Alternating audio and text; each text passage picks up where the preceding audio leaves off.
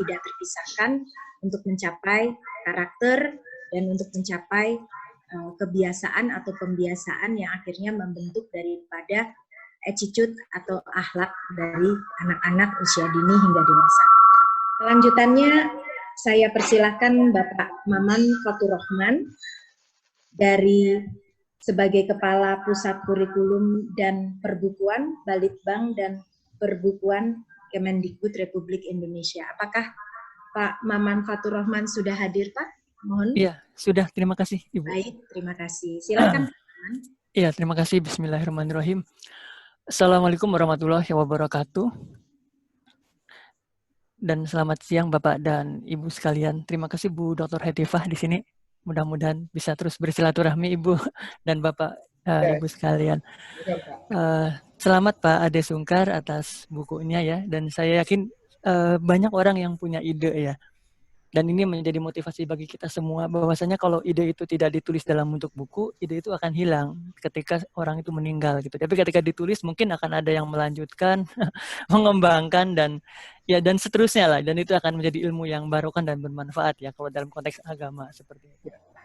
Ya, banyak pemikiran yang seperti Konfusius misalkan, kemudian juga tokoh-tokoh lain ya seperti Darwin dan seterusnya. Mereka kemudian meninggal, memang sudah waktunya ya, setiap kita pasti meninggal. Nah, tapi idenya dalam buku itu yang akan terus abadi ya. Mudah-mudahan dan saya doakan mudah-mudahan pada Pak Ade Sungkar idenya terus berkembang ya Pak Ade. Walaupun mungkin hidup kita semua sebetulnya memang terbatas seperti itu. Oke Bapak Ibu, dalam konteks Pusat Kurikulum dan Perbukuan, terima kasih atas kesempatan bisa bersilaturahmi dalam kesempatan yang sangat baik ini.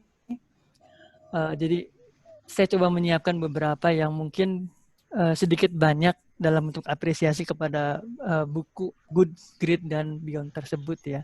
Dalam hal saya tambahkan di sini adalah membangun sumber daya manusia yang unggul seperti itu. Tolong slide berikutnya.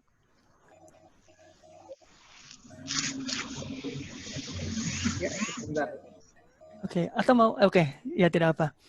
Iya, tadi saya mau cerita tentang bukunya, tapi ternyata Pak Ade langsung yang menceritakan tadi ya. Jadi ya sudah, berarti artinya sudah jelas lah. Tapi intinya mungkin sama tadi ya, tentang Good, Great, and Beyond. Tapi mungkin satu catatan ya Pak Ade di sana.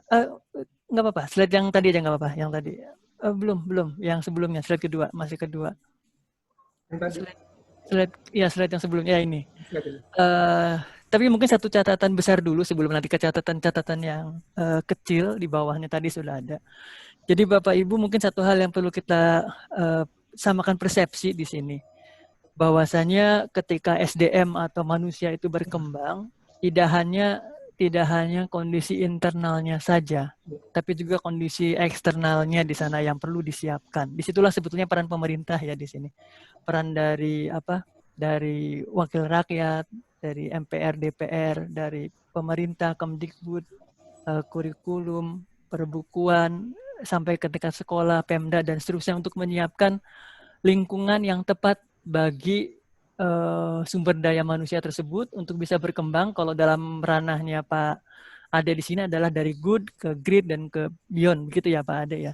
Ada moral, ada era disrupsi, ada mutu, ada literasi dan seterusnya di sana, dan saya kira sudah cukup dijelaskan oleh penulis tadi pada paparan sebelumnya.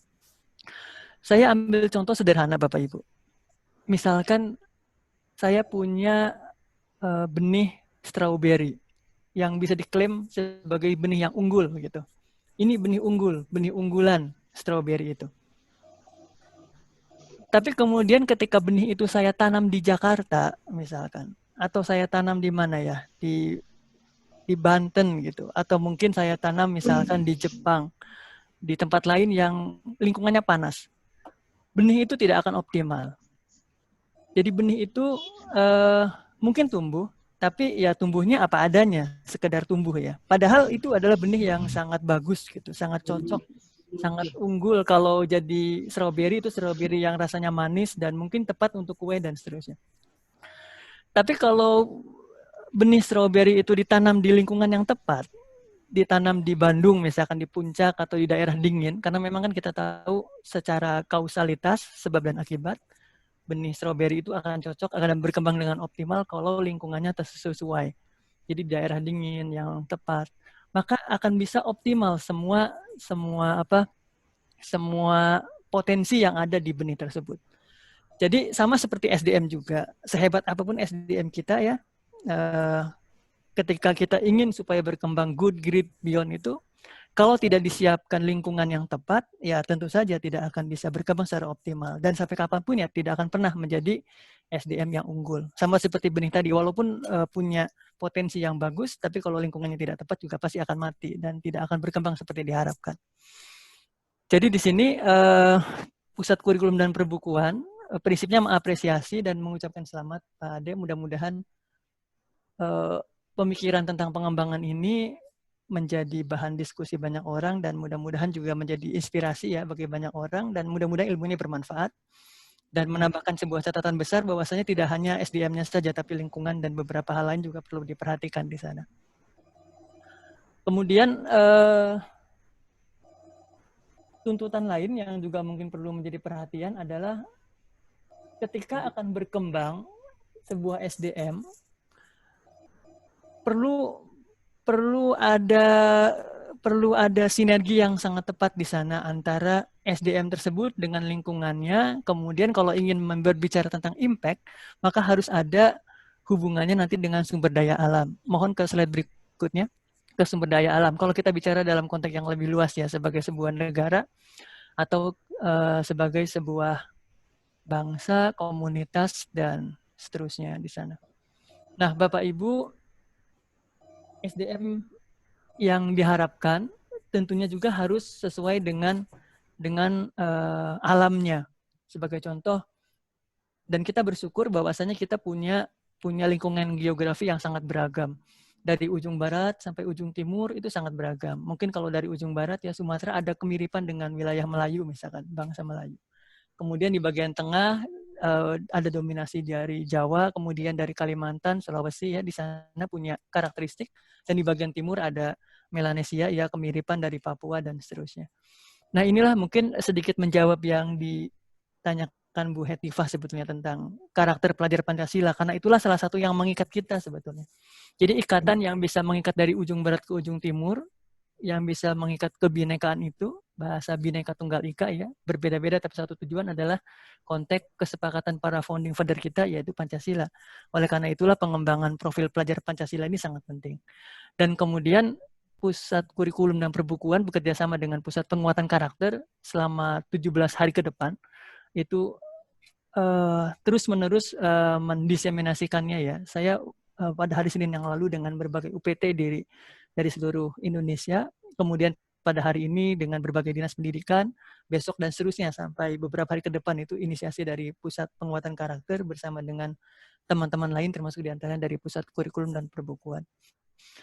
Bapak dan Ibu sekalian, satu hal yang mungkin juga perlu menjadi perhatian kita adalah kenapa SDM unggul itu penting. SDM unggul, kalau dalam konteks kemampuan ya, kompetitif di sana, tentunya bisa dan diharapkan sanggup untuk menciptakan sesuatu yang sifatnya tangible maupun intangible yang dapat menjadi game changer atau pengubah ya untuk sesuatu yang dampaknya nanti luas dalam kehidupan.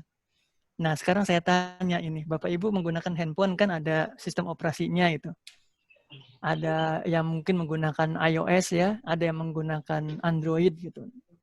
Siapa yang membuat sistem operasi itu? Itu kan pasti manusia ya. Tapi kenapa bukan dari Indonesia yang membuat? Kenapa bukan dari Asia gitu? Kenapa bukan dari Afrika? Tapi kenapa dari Amerika, dari ini? Karena mereka punya SDM yang unggul di sana dalam konteks teknologi perspektifnya pada saat ini. Mereka bisa menciptakan berbagai teknologi yang kemudian menjadi game changer, pengubah landscape ya, pengubah kausalitas sebab akibat. Kemampuan SDM itu sangat penting. Bahkan karena sangat pentingnya SDM kalau bisa harus dibeli gitu oleh sebuah bangsa ya. Harus dikembangkan oleh sebuah bangsa. Dan karena itulah ada pendidikan, ada proses di mana SDM itu harus kita kembangkan, hanya dari sekedar yang sifatnya hanya baik, bisa kemudian menjadi unggul, itu harus dilakukan mutu peningkatan yang sangat luar biasa di sana. Bapak dan Ibu, yang namanya mutu itu tidak bisa secara kejadiannya dengan cara tiba-tiba atau dengan cara yang kira-kira apa adanya, tidak diatur. Sesuatu yang unggul, sesuatu yang luar biasa, sesuatu yang kompetitif itu adalah sesuatu yang harus dirancang dan diciptakan dari sekarang. Jadi SDM unggul ini tidak bisa kita hanya sekedar berdoa dan berharap, tapi harus oleh sebuah perencanaan. Harus ada kurikulum yang tepat untuk membentuk SDM unggul itu. Harus ada buku-buku yang disediakan untuk mengasah pikiran, untuk membentuk pengetahuan, untuk melatih keterampilan, untuk membentuk SDM unggul. Jadi tidak bisa SDM unggul ini diharapkan terjadi dengan sendirinya, tanpa ada pengaruh rekayasa secara pendidikan di dalamnya. Pasti ada sebuah proses pembelajaran, pasti ada sebuah proses pendidikan untuk mendapatkan SDM yang unggul ini. Nah, Bapak dan Ibu, disinilah kemudian bagaimana di masa depan kita harus memiliki SDM yang bisa menjaga Indonesia pada masa yang akan datang. Jadi saya tampilkan dalam slide berikutnya, minta tolong pada slide yang keempat ya di sana. Dan ini sebuah kebetulan yang saya kira sangat menarik ya, Bapak dan Ibu. Menjadi perhatian bersama mudah-mudahan Bu Hetifah ya, teman-teman dari Wakil Rakyat, dan kemudian teman-teman para pengambil kebijakan di seluruh wilayah Indonesia, Bapak Ibu guru, para guru besar, para penulis dan sebagainya, bahwasanya pada tahun 2045, 100 tahun Indonesia merdeka, anak-anak yang saat ini usia sekolah, tahun 2020 ini usia sekolah, jadi usia mungkin PAUD TK SD ya, sekitar 4, 5, 6, 7 sampai kemudian 20 tahun itu kalau kita hitung ke depan, kita hitung dalam 25 tahun ke depan, 2020 ke 2045, 100 tahun Indonesia merdeka, maka mereka yang usia sekolah ini ternyata adalah orang-orang yang nanti akan menjadi tulang punggung Indonesia. Mereka yang nanti akan menggantikan Pak Ade, mereka yang akan menggantikan Bu Hetifah, mereka yang akan menggantikan siapa lagi? Menggantikan semuanya, jadi menggantikan presiden bisa jadi ya. Menggantikan menteri, mereka yang nanti akan menjadi pejabat, mereka yang nanti akan menjadi ilmuwan. Kita mungkin 25 tahun ke depan ada yang sudah tua, mungkin ada yang sudah meninggal. Tapi mereka itulah nanti akan menjadi generasi emas Indonesia 2045. Jadi momentum tahun ini 2020 untuk membentuk mereka dengan kurikulum yang tepat, membentuk mereka dengan Pancasila, membentuk mereka dengan profil yang tepat. Bagaimana profil mereka pada tahun 2045 itu adalah momentum yang sangat luar biasa. Tidak akan terulang lagi 5 tahun lagi atau 5 tahun sebelumnya. Tidak akan terulang lagi. Ini kesempatan satu-satunya. Jadi anggaran yang diperlukan untuk membentuk kurikulum, untuk mengimplementasikan kurikulum pada tahun ini dan tahun depan dan 2 tahun, 3 tahun ke depan, itu adalah anggaran yang insya Allah barokah untuk Indonesia 2040. Anggaran yang untuk pendidikan pada tahun ini adalah anggaran yang akan membentuk Indonesia pada tahun 2045. Jadi ini menjadi perhatian bersama. Kalau anak-anak usia sekolah ini rusak, anak-anak usia sekolah ini tidak sesuai dengan yang diharapkan, tidak menjadi SDM unggul, kita bisa membayangkan Indonesia ya 2045 begini-begini saja atau bahkan bisa mundur. Tapi kalau kita berhasil membentuk mereka yang anak-anak usia sekolah ini menjadi SDM unggul, yang mungkin seperti harapan Pak Ade tadi ya, menjadi orang-orang yang beyond tadi, yang unggul di atas, ya mungkin Indonesia 2045 menjadi negara besar karena orang-orang yang SDM itu bisa mengubah, bisa membuat banyak hal, bisa menjadikan Indonesia maju, berkembang, dan sesuai dengan cita-cita founding father kita 100 tahun sebelumnya. Jadi di sini kita bersama-sama dengan kurikulum yang tepat, dengan buku-buku yang sesuai, membentuk generasi Indonesia itu pada tahun 2045 menjadi generasi yang bisa menjaga Indonesia dan menjaga nama baik kita semua pada masa yang akan datang. Dan mudah-mudahan itu adalah anak-anak kita dan mungkin juga rekan-rekan kita saat ini yang bisa terus kemudian berkembang dan maju menjadi SDM yang unggul dan mungkin ini relevan dengan yang ditulis oleh Pak Ade ya dalam bukunya. Dan terakhir, slide terakhir, terima kasih sebagai sebuah kesempatan untuk berbagi, untuk berkomunikasi, bersilaturahmi, dan mudah-mudahan ini menjadi titik awal yang baik bagi kita semua untuk bersama-sama dalam satu kolaborasi yang besar ya, dalam kebinekaan, tapi dengan tujuan yang sama untuk mewujudkan Indonesia yang lebih baik dengan adanya SDM-SDM yang unggul pada masa yang akan datang. Mungkin demikian yang bisa saya sampaikan sebagai beberapa catatan singkat, dan selamat dan terima kasih. Mudah-mudahan ini menjadi momentum yang berkah dan bermanfaat bagi semua orang.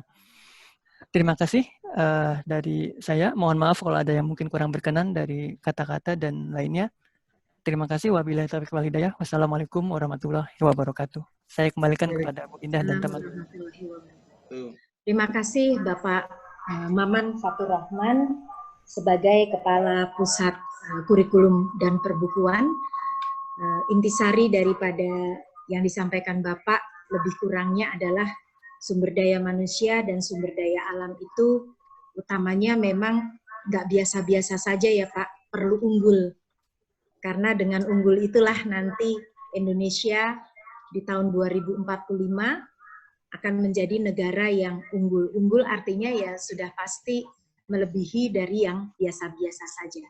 Kira-kira mungkin begitu ya Pak Maman. Baik, terima kasih banyak Pak Maman, dan kami lanjutkan kepada narasumber berikutnya adalah Profesor Dr. Supriyono. Apakah Bapak sudah siap, Bapak? Prof, boleh memberikan feedback?